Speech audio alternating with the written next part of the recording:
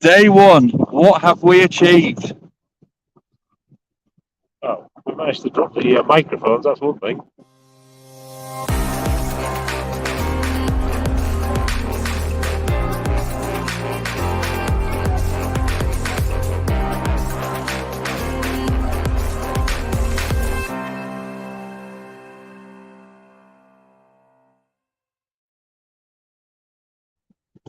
Hi everybody! Hello! Team Taiwan. Hello. This is Peter. Yeah, Peter. Peter Chen. So yeah, we're all warming ourselves by the fire. It's a little bit cold once you've been here for a while. Yeah. But successful.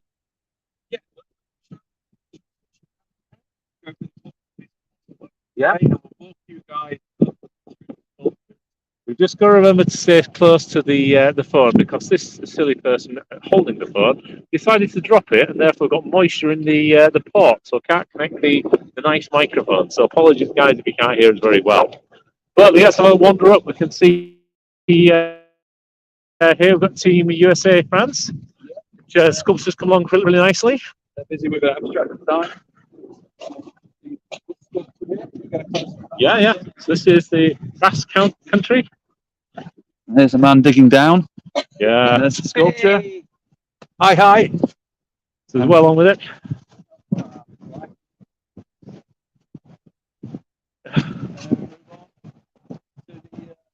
We've got Peter and David here. Hello. I'm loving the face. It's coming out nicely. Yeah. Cool. Barcelona. Barcelona people. Meeting point with yourself. A little bit further on.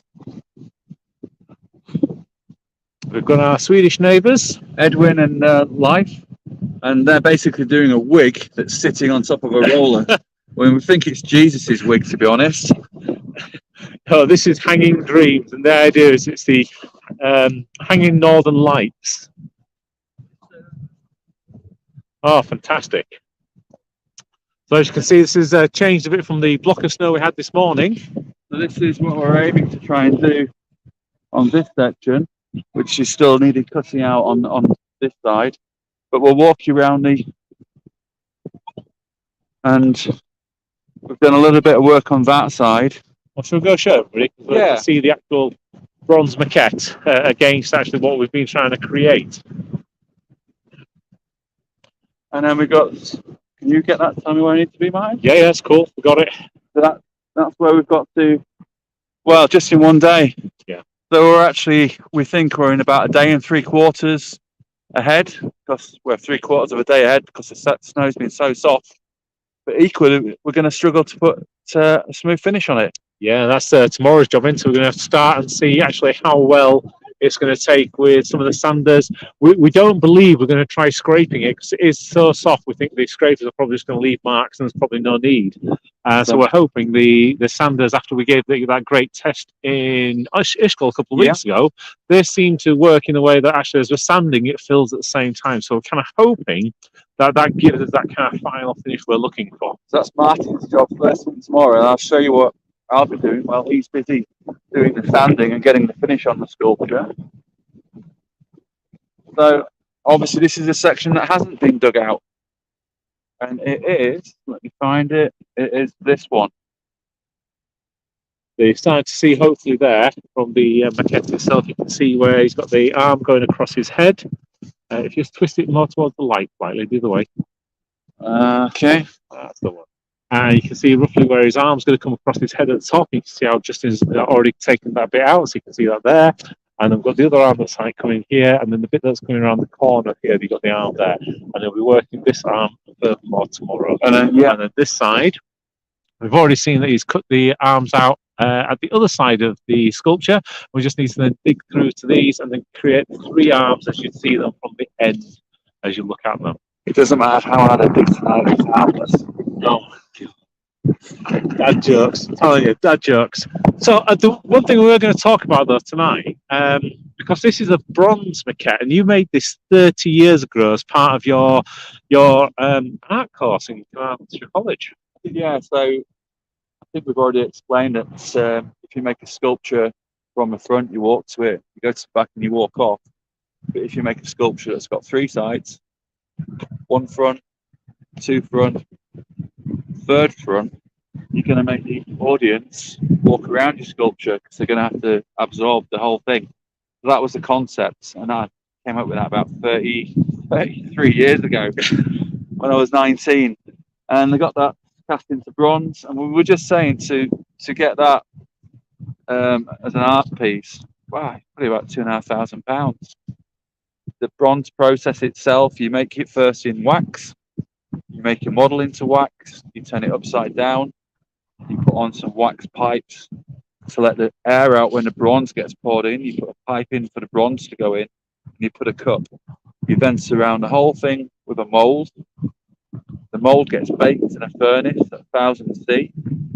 That shoots the wax out, evaporates. You jet the empty void out on the mould, and you put the mould into sand to support it, and then you literally get a crucible with molten bronze, 1000 C again, and it pours into the central filler, and the air holes allow the air to escape while the bronze fills the space, and then you've got to grind this down and work it, and finally turn it from a shiny bronze into a piece of art by putting a patina on it. And this one was a cold patina. You could put it on cold and it turns the bronze to this colour, and that will stay like that for eternity. It won't shrink, expand, break. It won't discolour. It will just stay like that for 1,000, 2,000, 3,000 years, however long it's around.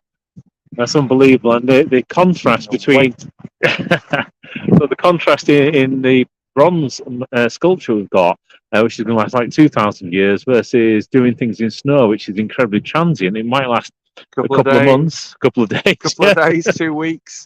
Yeah, it's completely different, and in fact, we were talking about this. The whole nature of working in snow and ice, and how actually it can be quite freeing and allow you to have lots of great ideas. We've talked with Anna and with Jans about it. Yeah, so it's a transient sculpture. It's almost time based. If you think you listen to some music, it finishes, but it's still in your head. Next time you'll hear that music, you'll remember it, the beat, and maybe dance a little bit to it. So, I mean, that bronze is timeless, and the sculpture itself is timeless. Once that's photographed, that could have been made 100 years ago or in 200 years' time.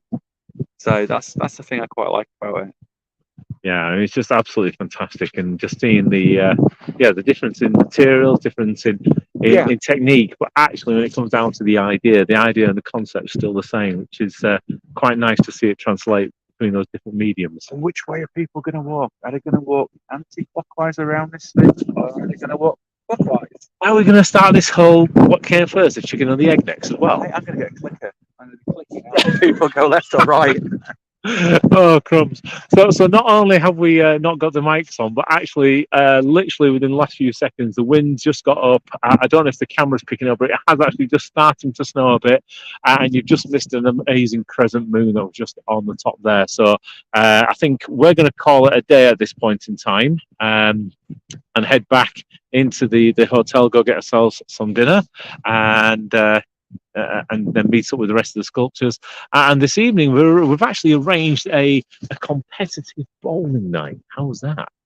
Yeah, so I've booked it. Asked everybody if they're all going to turn up, and we're going to rock some bowls down those alleys. Yeah, so snow sculpting to bowling. How's that? And it ain't going to be just who wins. It's going to be which country is the best bowling country out of the snow sculptures. Not that any of us is competitive in any way, shape, or form. Obviously, we're really good monkeys. Have some fun. Yeah, we're going to go have some fun. So until tomorrow morning, you guys enjoy it as well. We'll come back in the morning. We'll see how the sculpture has fared overnight. We do know that actually 1 a.m. every morning they do blasting here, where they're kind of doing parts of the mining, and it does shake the room. So hopefully we're going to come back and we're still going to have arms attached on our sculpture. There's a small story there, because the guy was telling us when he first came to work here, after the blasting happened, his pictures would go a bit wonky. Oh, that way, wonky. And every morning he'd come along and straighten the pictures, and he was staying at a friend's house, And after a while, he said to his friend, "Why do you straighten the pictures every morning?" And he said, "When you've lived here as long as I have, you don't care about the pictures being straight." Yeah, the other interesting thing was it chose 1 o'clock in the morning because it was the time to least disturb people around here. Imagine that. Crackers. Yeah, it apparently feels like a mini earthquake. We didn't feel it last night though, so we're assuming that Didn't nothing happen. happened. But yeah, maybe tonight, maybe tomorrow night. Anyway, we'll keep you posted, let you know how it all gets on, and until tomorrow, have a super time. But bye for now. For now.